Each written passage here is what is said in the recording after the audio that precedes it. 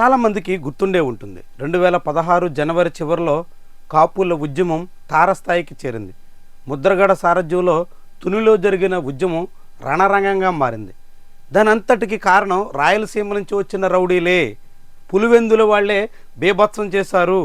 Pulivendula rowdyism ప్రదర్శించి కోస్తాలో కూడా ప్రశాంతతను చెల్లాచెదురు చేశారు అన్నట్టుగా చంద్రబాబు ఆనాటి మాటలు రాయలసీమ వాసుల్ని, ముఖ్యంగా పులివెందుల ప్రజల్ని చాలా కించపరిచే రీతిలో చంద్రబాబు పదే పదే మాట్లాడారు. దాని మీద తాజాగా ఆనాటి ఇంటెలిజెన్స్ చీఫ్ ఏబి వెంకటేశ్వరరావు స్పందించారు. చంద్రబాబు వాదనలో ఏ మాత్రం వాస్తవం లేదు అంటూ కొట్టిపారేశారు.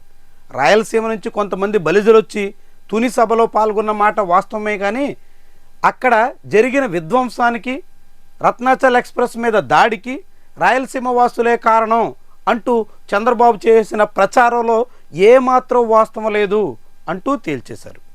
కాపు ఉద్యమం అనూహ్యంగా మలుపులు తిరిగిందే తప్ప అది ప్రణాళికాబద్ధంగా సాగింది కాదు అంటూ కూడా ప్రకటించారు. మరి చంద్రబాబు రాయలసీమ వాసుల్ని అంతగా కించపరిచి అన్ని మార్లు రాయలసీమ ప్రజల మీద దుమ్మెత్తిపోస్తున్నటువంటి వైనాన్ని అప్పట్లో అధికారులు ఖండించలేరు కాబట్టి ఊరుకున్నారా? ఇప్పుడు హఠాత్తుగా ఆ విషయాన్ని తెర మీద తీసుకురావడం వెనక ఏబి వెంకటేశ్వరరావు లక్ష్యం ఏంటి అన్నది ఆసక్తికరంగా కనిపిస్తుంది. చంద్రబాబు వీలు దొరికిన ప్రతి సందర్భంలోనూ రాష్ట్రంలో ఏం జరిగినా అందుకు రాయలసీమ రౌడీలే కారకులు అన్నట్టుగా చిత్రీకరించడానికి చాలా ప్రయత్నాలు చేశారు. చాలా మార్లు రాయలసీమ వాసులంతా రౌడీలే, ఫ్యాక్షనిస్టులే అన్నట్టుగా ముద్ర వేయడానికి చాలా తపన పడ్డారు. ముద్రగడ ఉద్యమంలో మాత్రం దాన్ని బాహాటంగానే వెళ్ళగక్కారు. ఆ సమయంలో ఇంటెలిజెన్స్ చీఫ్గా ఉన్న ఏబి వెంకటేశ్వరరావు నిర్ధారణ తర్వాత చంద్రబాబు ప్రచారం ఎంత అవాస్తవమో, ఎంత దురుద్దేశపూరితమో ఇట్టే బట్టబయలవుతుంది.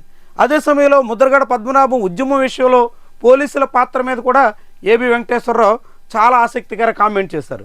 పోలీసులు పగడ్బందీగానే వ్యవహరించారని, అయితే ఉద్యమం అదుపు తప్పడంతో దాన్ని నియంత్రించడం ఎవరి తరం కాలేదన్నట్టుగా చెప్పుకొచ్చారు. అయితే ఉద్యమంలో ఘటనల తర్వాత ప్రభుత్వం నిబద్ధతతో వ్యవహరించలేదు అంటూ చంద్రబాబు మీద చాలా తీవ్రమైనటువంటి అభాండం వేశారు. అలాంటి ఘటనలు జరిగిన తర్వాత కఠిన చర్యలు తీసుకుని ఉంటే భవిష్యత్తులో ఎవరు పునరావృతం చేయడానికి వెనకాడేవారు, కానీ ఆనాటి ప్రభుత్వం అందుకు విరుద్ధంగా సాగింది అంటూ ఏబి వెంకటేశ్వరరావు చంద్రబాబు తీరుని తప్పుపట్టారు.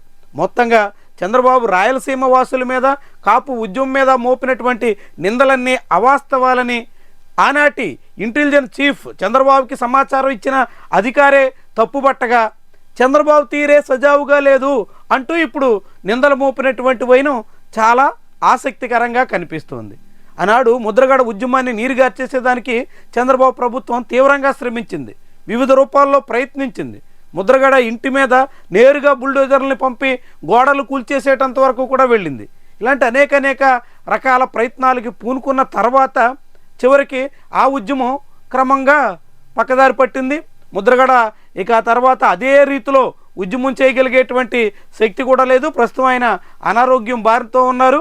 మొత్తంగా చూస్తే ఆనాటి ముద్రగడ ఉద్యమంలో ఎక్కడ అలజడులు రేపాలనేటువంటి లక్ష్యం కానీ, అలాంటి ఒక దీర్ఘకాలిక ప్రణాళిక కానీ లేకుండానే అప్పటికప్పుడు జరిగినటువంటి ఘటనలుగా ఇంటెలిజెన్స్ చీఫ్ ఏబి వెంకటేశ్వరరావు నిర్ధారించడం ఆసక్తికరం.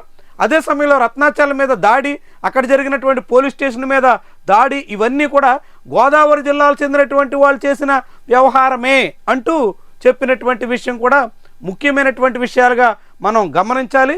చంద్రబాబు ఏదైనా ఒకళ్ళ మీద నింద వేయాలనుకున్నప్పుడు ఎలా చిత్రీకరిస్తారో, ఎంతటి అబద్ధానికైనా తెగించేస్తారో ఇప్పుడు ఏబి వెంకటేశ్వరరావు మాటలు నిరూపితం చేస్తున్నాయి.